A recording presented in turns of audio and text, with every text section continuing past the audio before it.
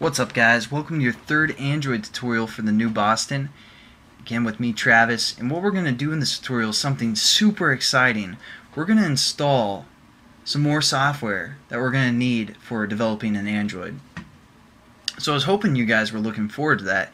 And what we're going to actually install today is the SDK. So we're going to go into Google again and type Android SDK.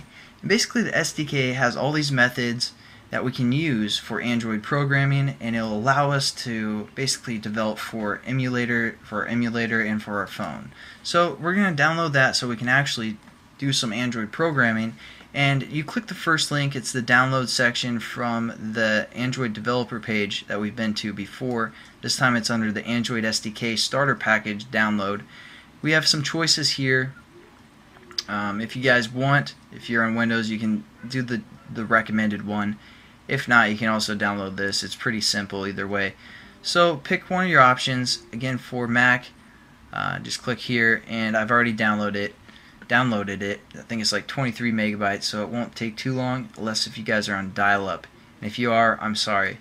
But what we're going to do now is basically I'm going to go to the place where I downloaded this. It was within. Still get. Okay, it's right here within the Downloads tab, and it's a zip file, so you're gonna have to extract it. Hopefully you guys have an extractor already. If not, I believe there's WinZip, that's free. I don't know all the free ones, but there's definitely some freeware out there to unzip stuff. So I clicked that, and it basically made a folder right here within the same project, or within the same folder or download folder. And you want to drag this over to your main hard drive, for example your Macintosh hard drive or your C drive if you guys are on Windows. And as you can see, it's right here. What we're going to do now is open this up, and if you guys are on Windows, there will be something called the Android, what is it called? The SDK Manager, I believe. It's called the SDK Manager. There's a little green logo of the Android mascot for the most part, that little alien looking dude. You want to click on that. As for Macintosh, what you guys want to do is go into your tools and click Android right here. Now the first time you click it, it might not do anything, so if it doesn't, just exit out of there and click it one more time. It'll load up some stuff, and it loads up this Android SDK AVD Manager. What we're going to do now is set up kind of the platforms that we want to develop for. So we're going to go into Available Packages, and here's our Android repository. We're going to click that triangle to open it up, because if we download all of them, it's going to take a long time. Even downloading one takes a while. So what we're going to do is download for the Android 2.2 platform, which has an API level of 8. Now basically you guys are probably wondering what these platforms are. Every Android phone is running on some sort of Android operating system, and this is the version of that operating system. Kind of the older phones, maybe like the like the Samsungs that haven't got updated, they're going to be running on like the 1.5. Actually, I'm not even sure if anything's running on 1.5 anymore, but basically you can think of it like that. The older phones have these older platforms, unless if they got the updated software. So if you guys have a certain phone, just check what version it is, and you guys can develop for that. Now the API level, again, I'm sorry, just briefly, since we're on the platform, the 3 and the 3.1 is Honeycomb, which is, I believe that's what's on their tablet. So if you guys have a tablet, you can develop for that. Now the API levels also are important, because when we're developing an Android application, you can use certain methods, like I said, from the SDK, but some of those methods require a certain API level. So if you're developing for the API level 8, you can use all of the APIs up to level 8. But if a method requires an API level of 10, we can't use it. So most phones, I'd say for the most part, have the 2.2 or the 2.1. We're going to develop for the 2.2 platform, and we're going to use some API levels of 8. So you guys want to probably select this one, because if you select one of these lower ones and we use an API level 8 method, it won't work. So just stick with me here, click that, and then also down here we have the third-party add-ons where we can basically download some APIs. We're going to get the one from Google, so when we get into Google Maps we can use the API from Google. And again, we're going to select API level of 8, which will be for the 2.2 platform, and then we're just going to hit install selected. Again, APIs are basically like some resources that we can use when developing our applications. All we have to do is say accept all, install. It's my favorite wrap.